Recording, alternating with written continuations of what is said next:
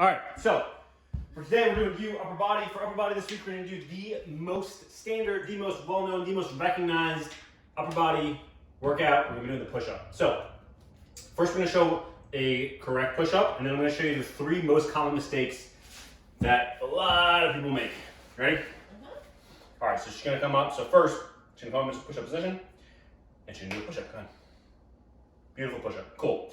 Now, 3 common mistakes. The most common is sagging the lower back. So doing that, arching the lower back, and then doing that while you push up.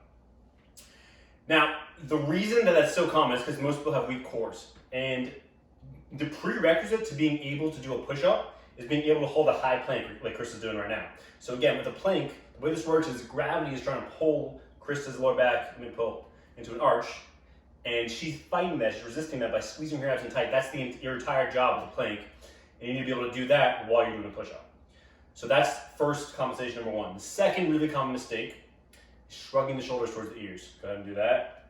Yeah, so a lot of people do that as they're coming down, they'll shrug up towards the ears. That's gonna kill your necks, and you're gonna have all kinds of shoulder problems, so make sure you're not doing that as you come down, shoulders staying neutral as you do your push-up. The last one is flaring the elbows. Yeah, good job. Krista tried to do the mistake before and she couldn't do it wrong. Good job. Okay, cool. So flaring the elbows. So if your elbows are coming out to the side, like 90 degrees from your shoulders, that's bad. Your elbows should be coming back about 45 degrees or less, so more closer to your sides. Those are 3 common mistakes people make. Now, what if this is too hard? What if you can't do a full push-up? I mean, for most beginners, you won't be able to. Well, then what you're going to do, like you do with every floor exercise that's too hard, is you're going to raise the floor. So you're going to do an incline push-up. Want to show it over here? I'm going to spin the camera. You do it right here. So you can do this with literally anything. You can do it with a couch, you can do it with a chair, or you can do it with a counter like Chris is doing right here. So now, in terms of where to position yourself, pause. You want to position yourself so that your hands are by your mid to lower chest when you get to the bottom. So that's how you know where to go in terms of how far back should you stand from the counter. Now, what you don't want is, again, those same compensations. So you don't want to end off up here.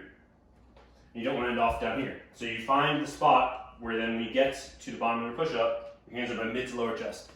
Now, what if all this is just too easy for you and you need to step it up? Well, then what you're going to do is you're going to ask Krista to come over and stand on your back.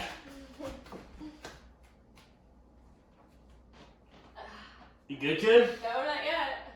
This requires a lot of core stability.